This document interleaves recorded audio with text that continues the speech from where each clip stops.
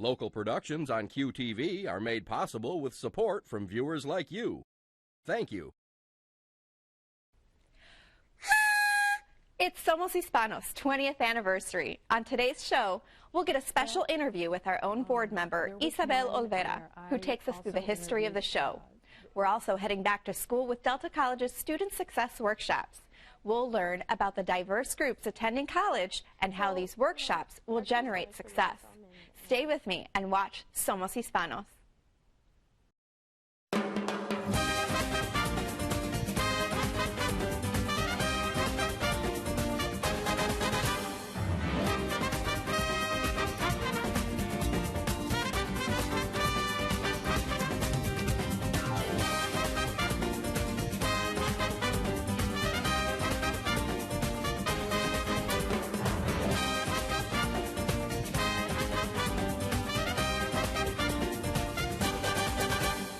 Hello, I'm Nina Haganis, host of Somos Hispanos.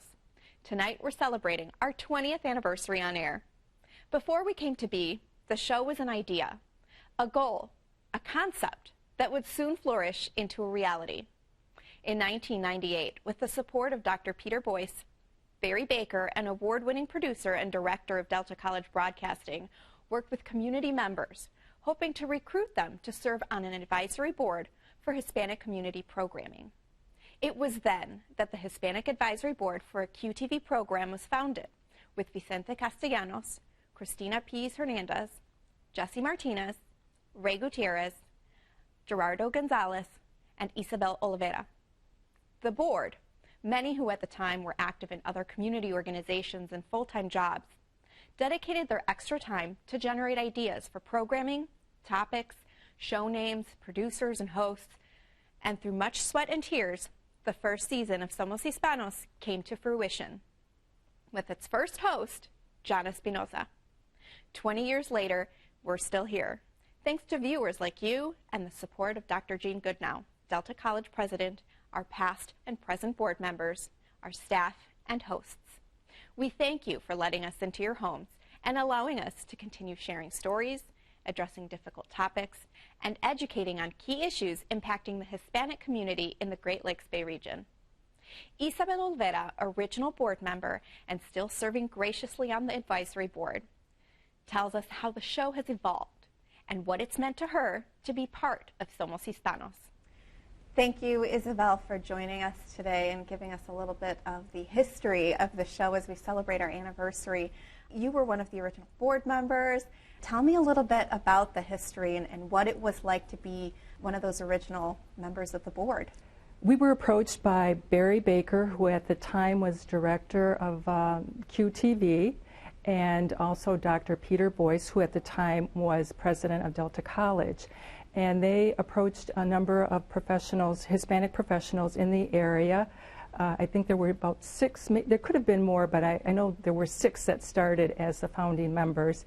And they approached us with the idea of starting a program for and about Hispanics in the area. And we were charged with everything about the creation and execution of the program, to include coming up with the title of the program, the music to be played, the footage that was going to be shown as the program opened, who the host was going to be, what the topics were going to be that were going to be covered. So we needed to identify all of that and start with a mission statement, and then go about hiring a host, who ended up being John Espinosa. Great host, great way to start. And also we came up with the music. I want to take credit for that, because when we talked about that, I had a favorite a musician, Otmar Liebert. I'm not sure if I'm saying the name correctly, but he's a guitarist, and the tune that I suggested was Barcelona Nights, and great tune. It was very upbeat and light, and had a nice Latino beat, so that was accepted, and I to this day I still like that tune. And it made it to the show. It made it to this show, and every time you heard that music, you knew that Somos Hispanos was coming on the air. And we also, in the name, Somos Hispanos, there were a number of names suggested, but it came down to Espíritu Latino and Somos Hispanos did win out. So that's kind of a little bit of background. There were 6 founding members, and so great of people. those 6 members, were you the only female on the board? No, I was not. So there was Christine Pease Hernandez, and I believe at the time she was a Delta College professor. Okay. So as a female right now, that's the hot topic is you know, the inclusion, the diversity, and getting more females involved in leadership roles. Personally, for you as one of the 2 original female board members, what did that mean to you to have that kind of leadership role in this program? Well, it could be intimidating at times. Sometimes you had to push your ideas, sometimes you had to present it in a different way. You had to be assertive, and so it could be tough at times, but we worked very closely. We had a great group, and it was very cohesive. We did disagree, but we also agreed many times. We always came together, so it was a very pleasant experience working with the group. So let's talk about some of your fondest memories of being on the board.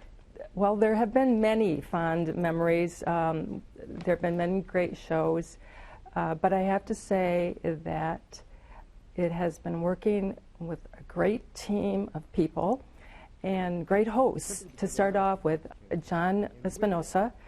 He was, at the time when we approached him about the position, he was a retired police officer, and he had decided to go on for a second career, which was teaching. And so he was at the end of taking classes. I think he was maybe taking the last few classes and doing student teaching. With all of that on his plate, he still accepted the position. He did a phenomenal job. He set a very high standard. Following John, there were a number of other hosts that were excellent. They brought a lot of energy, vibrancy, wonderful ideas. They knew the community. They were able to tap into some of their own resources. They used their knowledge to bring topics to the board that they thought were interesting, and that was very important. That added some richness and depth to the program. Another host that comes to mind that was very outstanding was Tanya Medina. She had a great fan base. She had a wonderful TV personality. She was delightful. Unfortunately, we did lose her much too early from pancreatic cancer.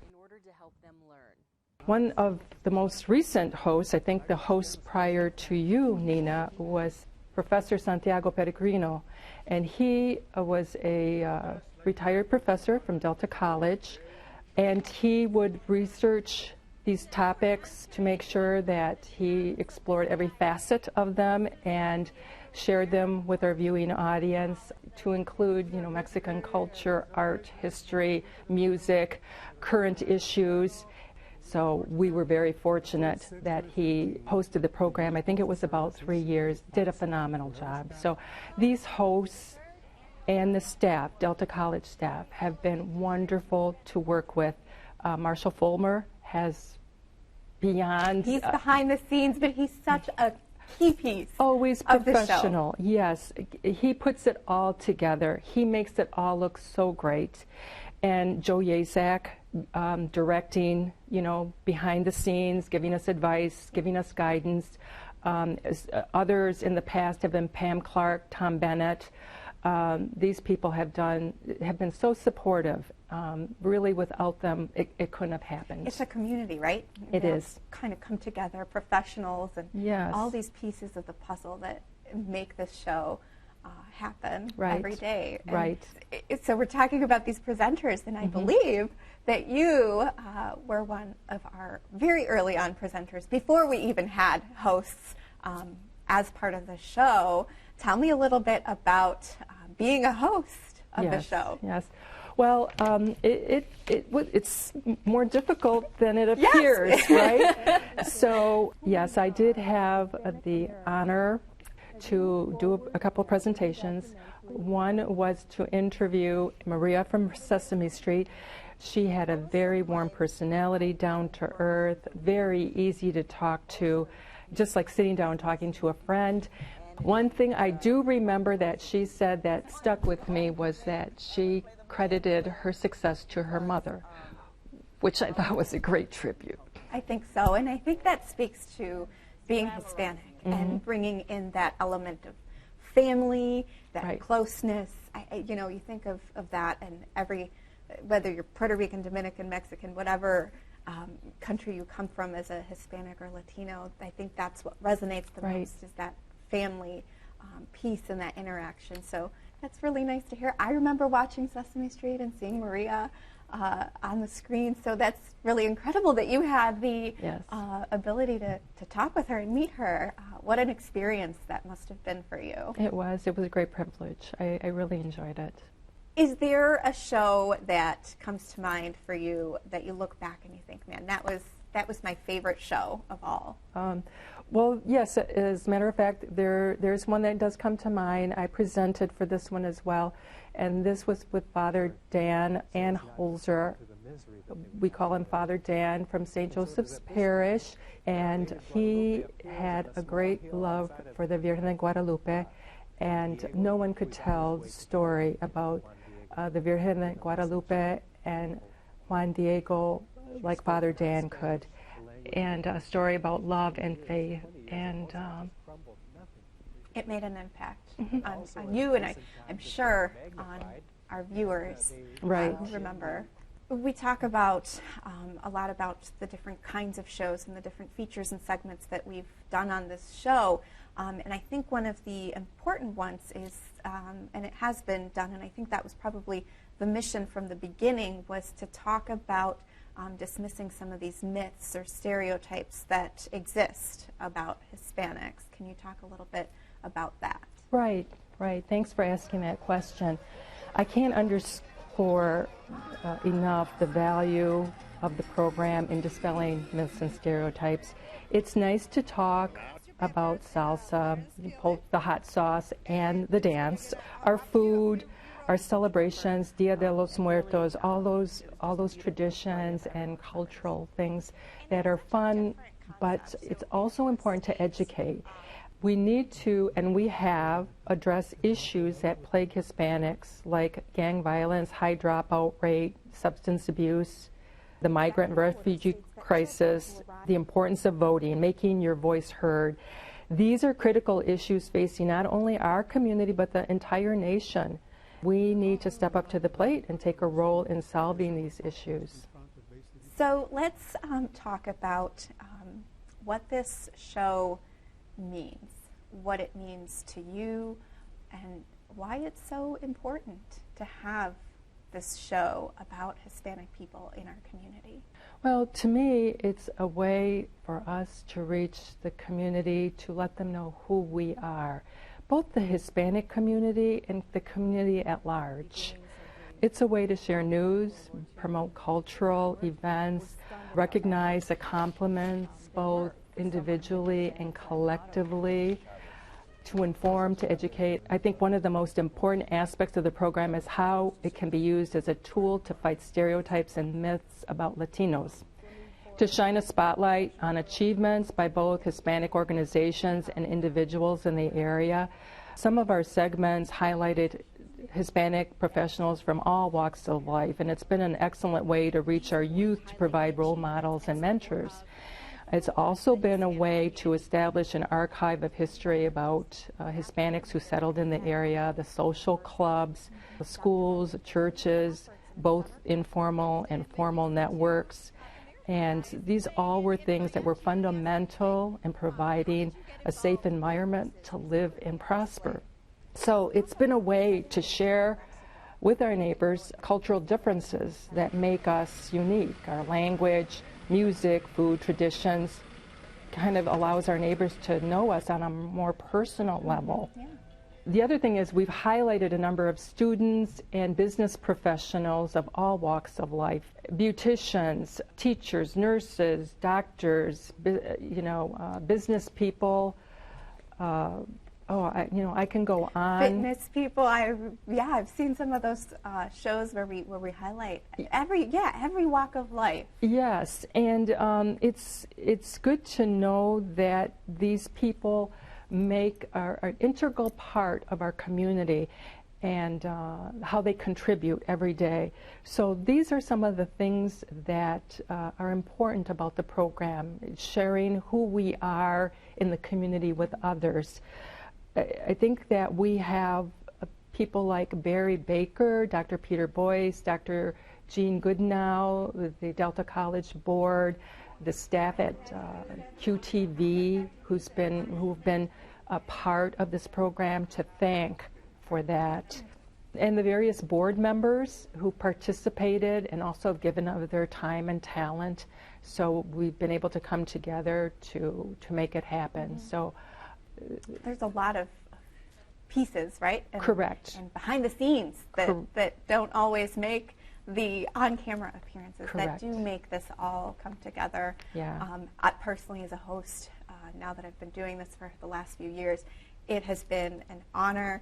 It has been exciting, and when people ask, I say, this isn't work, it's Mm-hmm. fun. And Mm-hmm. I mentioned that actually before our interview to someone, that it's not a job, it's not work, this is just truly fun, and to be able to highlight these stories and give a positive outlook for the Hispanic community. Correct. Isabel, you have done so much work. I'm sure we could talk for hours about all the work that you and the original board and the board that has followed since then, all of the work that you guys have done. And I thank you, because if it wasn't for you guys, we wouldn't have this show. Oh, it would still perhaps just be an idea. So it came to fruition. Thank you for coming here today and giving us a little bit of the history and talking from the heart about your memories and about this program.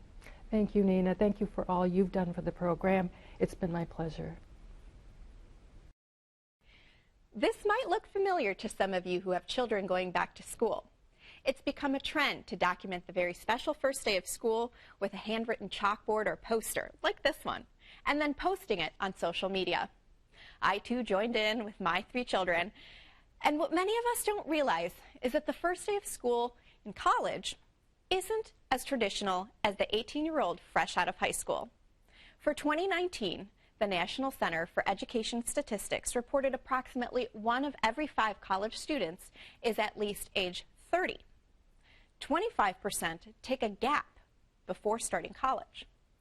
2 of 5 attend a 2-year community college, and less than 45% are first-generation college students. There's a new normal in college experience where 3/4 of enrolled college students fall into one or more of those categories, such as financially independent from their parents, caring for a child or a dependent, and attending classes part-time while also working full-time. At Delta College, a new series of free success workshops was kicked off for both students and community members to address their needs regardless of where they are in life. So college campuses today are very different in the setting that we see of the students that attend college. It's different than the traditional college students that we're probably used to seeing, a high school student coming right out of high school, going right into college their freshman year. Tell me a little bit about what that scene, what that setting in today's campus looks like. Well, here at Delta College, we're very diverse, and diverse means from age to socioeconomic background to ethnicity. And so for Delta College, the majority of our students are part-time. I would say over 60% of our students are part-time. They're working young adults, they're working older adults, and they're just working. And we also have a large diversity in regards to age. We have a large number of non-traditional students. We have those students that come right out of high school. And then we also have our ethnic population that are Hispanics, are African Americans across the board, and so they all come together here at Delta, and it's our job to provide them the resources that all of them come with, meaning there's all different struggles and barriers these students face, and it is our challenge and our opportunity to address their needs, and that's what we're here for our community. Monica, can you tell me a little bit about the diversity of these students, their lifestyles? What does the average student look like today? So I think my oldest student is about 58, 60, and I have incoming freshmen that are just coming out of high school. I have single moms, single dads. I have students that are working full-time, attending part-time, so it's very diverse. We've got pretty much everything, I would say. Let's talk about some of those needs, particularly for the Hispanic students that attend the college. From your perspective, what do you see those struggles being, and how are we addressing those from the college's standpoint? Well, we have some first-generation students that mom and dad never attended college, or they don't know much about what it looks like, what it feels like, handling different stresses, time management, working, going to school. Then they usually, go back home, maybe helping mom and dad with, their businesses or whatever. So when, their first experience here, sometimes they don't know how to handle it. And so, our office, our counselors are there to support our students. So just being able to meet them at their level and helping them understand that they have support here. And I think that's very important because sometimes they may not know where to go or who to turn to. Mm-hmm. So. Yeah, I think, and that's probably a struggle that not just Hispanic or African American, or I think all students probably face that coming into college, whether they're in the younger age bracket or perhaps starting college coming back a little bit later in life, which I think is kind of what the purpose of these upcoming workshops that you're hosting. Tell me a little bit about those success workshops. Absolutely. The idea behind the success workshops is we interviewed our students last academic year to find out what their needs were. And it became apparent that they do have struggles. And the great thing is that we were on track with a lot of them. And so how do we provide resources for our students in a large enough scale to give them the resources and help they need? And so the idea came about, let's have student success workshops. And it's not just one theme. We are doing everything, like Monica said, from time management, but we are also focusing on the emotional intelligence. How do we get them to grow their emotional intelligence, to be thriving young adults in our community, as well as career readiness? We want to take a very holistic approach with our student workshops, so we're reaching every aspect of them, as well as give the students an opportunity to pick which workshops fits best for them. Let's go a little deeper into the topics of these workshops and what the focus of each of these topics is. We have an array of themes that I would say our student workshops are going to focus on. One is all about academic success, making sure we prepare our students academically and give them a toolkit, per se, in regards to time management and study skills and note-taking. We also will then focus on career readiness. And the neat thing about our career readiness workshops is that they're also for our community at large within the Great Lakes Bay region. We are our community's first choice for learning and growing, and so we want to help our community members also with resume building and interview skills. So if you're not a Delta College student, our community members can come into these workshops and learn about how to write a good resume and get some interview tips. We also are going to focus on leadership. We have a program here called Habitudes, focuses on leadership development, and so those are also open to the community just for general. And our high schools and high school students could come in our community. And so with that being said, all of these workshops will also help our undecided students kind of figure out what they want to do if they haven't figured that out yet before they come to Delta. And so that's part of my job, is to do some career counseling with our students. And so those that are undecided and just trying to figure things out, we do have resources in our career center that we can do different assessments and helping them figure out what is a good fit for them in reference to their career. It's kind of nice to work with our students and see them evolve a little bit, and where they're like, Miss Monica, I don't know what I want to do. And then we, slowly but surely give them these tools to utilize and figure out, oh, that's something I might want to do. And then they get into the profession and they're like, okay. And it's really half the battle. And then from there, they're like being these awesome, skilled tradesmen or whatever, or women, So, our career center is pretty awesome. And I think these are great resources for our community and our Latino community as well. So that's important. And talking about these workshops, you've mentioned a few of those. Give me a little bit of information for when these will start, how long they will go for. Are there various options that can be registered for? These workshops started in August, first one being August 26th, and they continue throughout the whole academic year. We have over 45 different themed workshops that our students can come to, and we made sure that we offer some in the morning, some in the afternoon, as well as some at the Saginaw Center. So we're trying to hit every aspect that a student may be able to come to. We are also filming these workshops, so once they're filmed, we're going to put a video library online for them to access at any time, as long as they have a Delta College student ID. Let's talk a little bit about maybe some of the incentive. Obviously, there is an incentive to go to these. They're going to get something out of it educationally, but there's also something in it for them. Yes, so if a Delta College student attends 4 workshops throughout the semester, they'll be entered into a drawing to win either a gift card to the bookstore or to the Red Bricks, or if I think of something else along the way.